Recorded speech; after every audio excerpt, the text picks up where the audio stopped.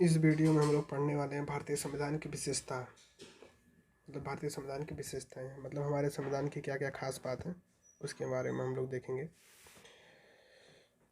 हमारे संविधान की जो पहली विशेषता है वो है लिखित संविधान होना, मतलब निर्मित और लिखित संविधान होना। और पूरे विश्व में भारत का संविधान सबसे बड़ा यानी कि सबसे विशाल संविधान है।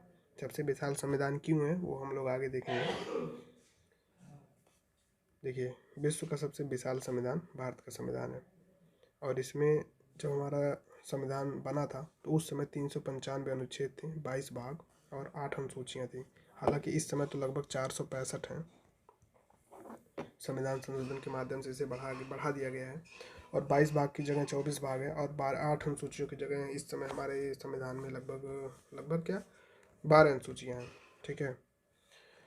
और हमारे देश का संविधान सबसे बड़ा क्यों है उसका यहाँ पर कारण दिया गया है कि भारतीय संविधान के अत्यंत विशाल होने के पीछे कई महत्वपूर्ण कारण हैं, जैसे कि संघ और राज्य का एक ही संविधान होना। ठीक है, मतलब संघ और राज्य का एक ही संविधान होना। जैसे देखिए, अमेरिका में क्या है, अमेरिका एक फेडरल कंट्री है, भारत भी एक फेडरल कंट्री है। अमेरिका में राज्यों के लिए भी अलग अलग संविधान है, मतलब अमेरिका में 50 राज्य हैं। ठीक है, 50 राज्य, 50 राज्य का अलग अलग संविधान है। संघ का एक अलग छोटा संविधान है, 50 राज्यों का अलग अलग संविधान है। लेकिन भारत में ऐसा नहीं है। भारत में जो राज्य हैं उनका अलग से संविधान नहीं है। भारत में राज्य और संघ का एक ही संविधान है, इसीलिए हमारे देश का संविधान जाहिर सी बात है बड़ा होना ही था। और हमारे देश में इतनी ज़्यादा विविधता है, इतनी ज़्यादा जाति धर्म के लोग रहते हैं, सबके लिए कुछ कुछ बातें हैं, मतलब किसी का शोषण ना हो उसके लिए हमारे संविधान में विधिवत प्रावधान किया गया है, इसीलिए हमारा संविधान बड़ा है। और फिर हमारे संविधान में फंडामेंटल राइट काफ़ी ज़्यादा विस्तृत रूप में दिया गया है, जिसकी वजह से भी हमारा संविधान काफ़ी लंबा हो गया। और रीजनेबल रिस्ट्रिक्शन भी है, मतलब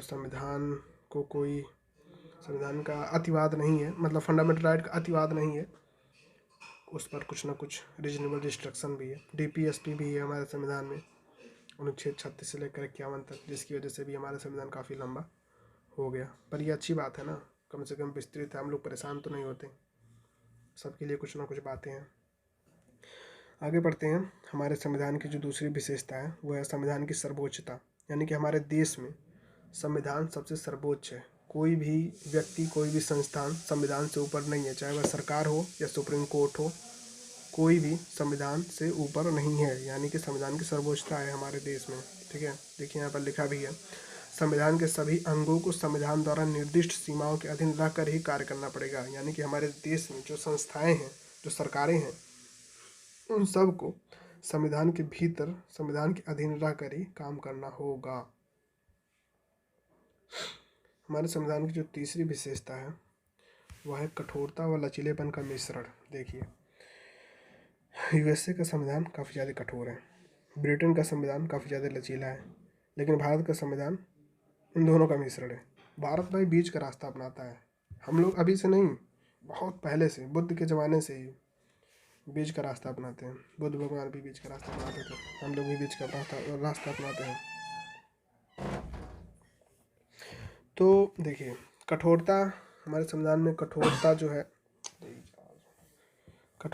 है वह है कॉन्स्टिट्यूशनल अमेंडमेंट, जैसे कि 3 प्रकार का होता है। 3 विधि से संविधान में संशोधन किया जा सकता है। एक साधारण बहुमत एक तरह से लचीलेपन का उदाहरण है। विशेष बहुमत और विशेष बहुमत प्लस कम से कम आधे राज्यों के विधानमंडलों का स्वीकृति। जैसे कि हमारे संविधान में कुछ बातें ऐसी हैं कि अगर उन्हें संशोधन करना है तो विशेष बहुमत, मतलब संसद का विशेष बहुमत प्लस कम से कम आधे राज्यों के विधानमंडलों का बहुमत होना जरूरी है। ये कौन कौन से मामले हैं इसको हम लोग देखते हैं। जैसे राष्ट्रपति के चुनाव में अगर कोई भी संशोधन करना है तो ये वाली विधि अपनानी पड़ेगी, विशेष बहुमत प्लस कम से कम आधे राज्यों के विधानमंडलों की स्वीकृति। और हाई कोर्ट से संबंधित कोई भी बदलाव करना है तो यही वाला अपनाना पड़ेगा। और 368 में अगर कोई भी परिवर्तन करना है तो यही वाला अपनाना पड़ेगा। और संघात्मक ढांचे से परिवर्तन, मतलब संघात्मक ढांचे में अगर कुछ भी परिवर्तन करना है तो यही वाला ही अपनाना पड़ेगा, जैसे कि विशेष बहुमत प्लस कम से कम आधे राज्यों के विधानमंडलों की स्वीकृति। इसको हम लोग विस्तृत में पढ़ेंगे आगे जब आएगा ये चैप्टर, अभी तो हल्का सा बस इसका दिया जा रहा है। हमारे संविधान की जो चौथी विशेषता है वह है संघात्मक संविधान। किंतु एकात्मकता की ओर झुकाव भी है। जैसे कि हमारा देश तो औपचारिक रूप से संघात्मक थे, लेकिन कुछ बातें ऐसी हैं जो एकात्मकता को प्रदर्शित करती हैं। जैसे कि पढ़ते हैं नीचे क्या लिखा है। भारत में संघात्मक प्रणाली के तीनों प्रमुख लक्षणों को अपनाया गया है। यानी कि संघात्मक प्रणाली के कुछ कुछ लक्षण होते हैं। वो लक्षण क्या है? वो लक्षण यहाँ पर है। अगर किसी देश में लिखित संविधान है मतलब वो फेडरल कंट्री है। अगर किसी देश में सर्वोच्च व स्वतंत्र न्यायपालिका है मतलब वो फेडरल कंट्री है।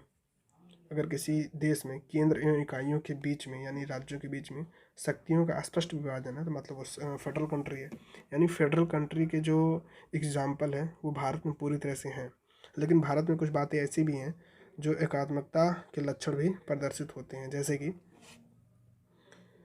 यहाँ पर लिखा भी है, किंतु केंद्र का पलड़ा काफ़ी भारी है। जैसे क्यों भारी है? पहली बात, राज्यपालों की नियुक्ति। राज्यपाल केंद्र का एक तरह से एजेंट के रूप में काम करता है। राज्य का सर्वोच्च होता है ना वो, राज्यपाल अपने राज्य में सर्वोच्च होता है। इसकी नियुक्ति हमारे राष्ट्रपति करते हैं, मतलब एक तरह से संघ सरकार की सिफारिश पर करते हैं।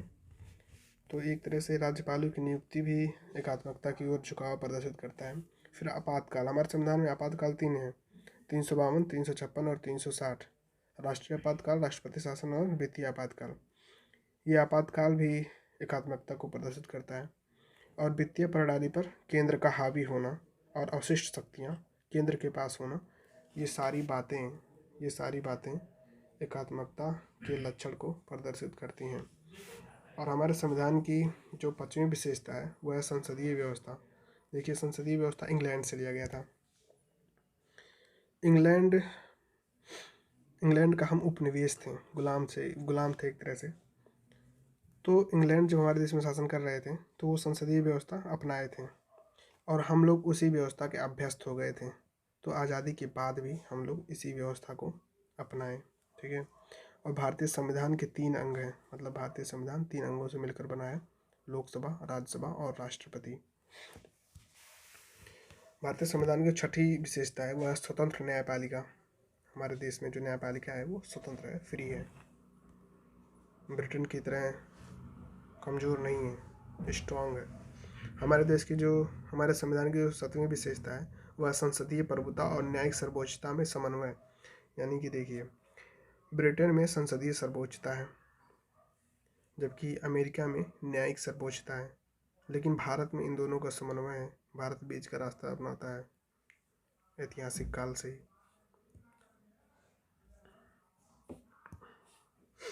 भारतीय संविधान में ब्रिटेन की संसदीय सर्वोच्चता और अमेरिका की न्यायिक सर्वोच्चता की धारणाओं के बीच समन्वय स्थापित किया गया है, मतलब ऐसा किया गया है हमारे देश में। और हमारे संविधान की 8वीं विशेषता है प्रभुत्व संपन्न राज्य। देखिए, हमारा देश जब आज़ाद नहीं हुआ था ना तो ये हमारे पास नहीं था। राज्य के जो 4 अंग होते हैं उन चारों में से एक ये भी होता है प्रभुत्व संपन्न, यानी कि संप्रभुता, सॉवरेन इसे बोलते हैं। आज़ादी के बाद ये हम लोग हासिल किए। मतलब इसका मतलब होता है कि हमारा देश कोई भी निर्णय ले सकता है किसी भी मामले में, अपने मामले में। यहाँ पर लिखा भी है, किसी भी विदेशी शक्ति को किसी भी विदेशी शक्ति को इसकी मतलब भारत की गिरी हुआ विदेशी नीति में हस्तक्षेप करने का कोई अधिकार नहीं है। और भारत किसी भी अंतर्राष्ट्रीय समझौते अथवा संधि को मानने के लिए बाध्य नहीं है। यानी कि भारत पूरी तरह से सॉवरेन कंट्री है। अपने अपने मतलब बारे में भारत कोई भी निर्णय ले सकता है आज़ादी के साथ। और हमारे संविधान की जो 9वीं विशेषता है वह लोकतांत्रिक गणराज्य। देखिए, गणराज्य का मतलब वो होता है कि जो देश का राज्याध्यक्ष होता है, मतलब एक तरह से जो शासन का प्रमुख होता है, उसका निर्वाचन जनता प्रत्यक्ष रूप से या अप्रत्यक्ष रूप से करती है, जो कि भारत में होता है। लेकिन ब्रिटेन में ऐसा नहीं होता। ब्रिटेन में जो शासनाध्यक्ष होता है उसका निर्वाचन नहीं होता है, वह राजा होता है, वंशानुगत रूप से अपने आप होता है। देखिए, शासन की शक्ति किसी व्यक्ति या वर्ग विशेष में निहित ना होकर भारतीय जनता में निहित है। हमारे संविधान की जो प्रस्तावना है उसमें पहली लाइन ही यही लिखी है, with the people of India. यानी कि भारत के शासन को, यानी कि भारत के संविधान या शासन को जो पावर मिलती है वो भारत की जनता से मिलती है। जनता निर्वाचन प्रक्रिया के माध्यम से स्वयं शासक वर्ग का चयन करती है। ठीक है। हमारे संविधान की जो 10वीं विशेषता है वह सामाजिक राज्य, समाजवादी राज्य। समाजवादी, देखिए समाजवादी वर्ड ना पहले हमारे संविधान में नहीं था। ये जोड़ा गया था 42वें संविधान संशोधन अधिनियम 1976 के तहत। इस संविधान संशोधन में 3 वर्ड जोड़े गए थे प्रस्तावना में: समाजवादी, अखंडता और पंथ निरपेक्ष। ये 3 वर्ड जोड़े गए थे, जिसमें से एक ये भी था समाजवादी। समाजवादी का मतलब सीधा मतलब होता है कल्याणकारी राज्य स्थापित करना। यहाँ पर लिखा भी है, लोक कल्याणकारी नीतियों के माध्यम से आर्थिक न्याय उपलब्ध कराने की कोशिश की जाती है, लोकतांत्रिक समाजवाद स्थापित करने की कोशिश की जाती है। और हमारे संविधान की जो 11वीं विशेषता है वह पंथ निरपेक्ष राज्य। ये भी हमारे संविधान में पहले नहीं था, 42वें संविधान संशोधन अधिनियम 1976 के तहत इसे जोड़ा गया था। और इसका मतलब ये होता है, पढ़ते हैं, भारत का अपना कोई राज्य धर्म नहीं है, यानी कि हमारे देश का कोई अपना धर्म नहीं है। यह एक सेकुलर कंट्री है, पंथ निरपेक्ष देश है और सभी पंथों और धर्मों को समान रूप से आदर करता है। हमारा देश कहता है कि भारत का तो कोई धर्म नहीं है, लेकिन भारत की जनता की जो भी धर्म है उनको पूरी आज़ादी है मानने या ना मानने की। हमारा संविधान तो उनको मूलाधिकार में प्रावधान भी किया है, अनुच्छेद 25 से लेकर 28 तक। कोई अगर मानना चाहे तो माने, ना मानना चाहे ना माने, पर्सनल इशू है भाई सबका ये। और हमारे देश में जो पंथ निरपेक्ष की कॉन्सेप्ट है ना, वो नकारात्मक नहीं है। देखिए पश्चिम के देशों में क्या होता है, ब्रिटेन और ख़ास करके अमेरिका वगैरह में, वहाँ पर नकारात्मक पंथ निरपेक्ष चलता है, यानी कि राज्य किसी धर्म को नहीं मानता है, उसके अलावा भी वो पूरा ऐसा काम करता है कि उस देश में कोई भी ऐसी एक्टिविटी ना हो धार्मिक। लेकिन भारत में ऐसा नहीं है। भारत खुद कहता है मतलब हमारा संविधान कहता है कि आपको पूरी आज़ादी है, आप अपने धर्म का प्रचार करिए, पूजा पाठ करिए, कोई दिक्कत नहीं है। तो हमारे देश में सकारात्मक पंथ निरपेक्ष है। आगे बढ़ते हैं। हमारे संविधान की विशेषता में है 12वीं विशेषता, एकल नागरिकता। देखिए संघात्मक देशों में क्या होता है, दोहरी नागरिकता होती है आमतौर पर। जैसे यूएसए एक संघात्मक देश है, वहाँ पर दोहरी नागरिकता है, मतलब संघ का अलग और राज्य का अलग। लेकिन भारत में एकल नागरिकता है, जैसे ब्रिटेन में होता है। एकल नागरिकता क्यों है? राष्ट्रीय एकता और अखंडता को सुनिश्चित करने के लिए एकल नागरिकता है। हमारे संविधान की जो 13वीं विशेषता है वह है मौलिक अधिकार, फंडामेंटल राइट। हमारे संविधान के भाग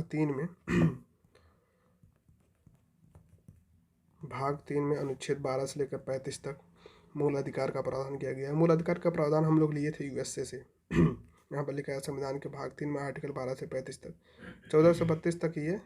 इस समय हमारे संविधान में 6 मूल अधिकार थे, मौलिक रूप से 7 थे, यानी कि जब हमारा संविधान बना था ना तो 7 मूल अधिकार थे। संपत्ति का अधिकार उसको निरसित कर दिया गया है, इस समय 6 हैं। इसके बारे में हम लोग आगे पढ़ेंगे विस्तृत रूप से। हमारे संविधान की विशेषताओं में 14वीं कड़ी है नीति निर्देशक तत्व, DPSP भी इसको शॉर्टकट में बोलते हैं। इसको लिया गया था आयरलैंड के संविधान से। यह हमारे संविधान के भाग 4 आर्टिकल 36 लेकर 51 तक इसका प्रावधान किया गया था। और आर्टिकल 37 में लिखा गया है कि DPSP को किसी न्यायालय द्वारा बाध्यकारी रूप से लागू नहीं कराया जा सकता, यानी कि अनुच्छेद 36 लेकर 51 तक जो भी बातें कही गई हैं उनको अगर सरकार लागू नहीं करती है तो कोई नागरिक सुप्रीम कोर्ट या हाई कोर्ट में जाकर ये दावा नहीं कर सकता है कि सरकार भाग 4 में जो बातें कही गई हैं उसको लागू नहीं कर सकती है। ठीक है, मतलब ये बाध्यकारी नहीं है सरकार के ऊपर। उसकी एक तरह से उसका नैतिक दायित्व है, सरकार का एक तरह से नैतिक दायित्व है कि आप ऐसा काम करो लोक कल्याणकारी राज्य बनाने के लिए, लेकिन वो बाध्यकारी नहीं है। ये क्वेश्चन पूछता है कई बार। तो ये वीडियो यहीं ख़त्म करते हैं, आगे वाली श्रृंखला में। हाँ, ये एक और है 15वीं जो विशेषता है ना, वो लोक कल्याणकारी राज्य की स्थापना। हमारा संविधान लोक कल्याणकारी राज्य बनाने के लिए प्रयास करता है, यानी कि लोगों की भलाई करने के लिए। तो आगे पढ़ेंगे संविधान का वर्गीकरण, और भी बातें हैं। यहीं पर वीडियो ख़त्म कर दें तो काफ़ी लंबा हो जाएगा। अगर चैनल पर आप नए हैं तो इसे सब्सक्राइब कर लीजिए। वीडियो देखने के लिए बहुत बहुत धन्यवाद आपका।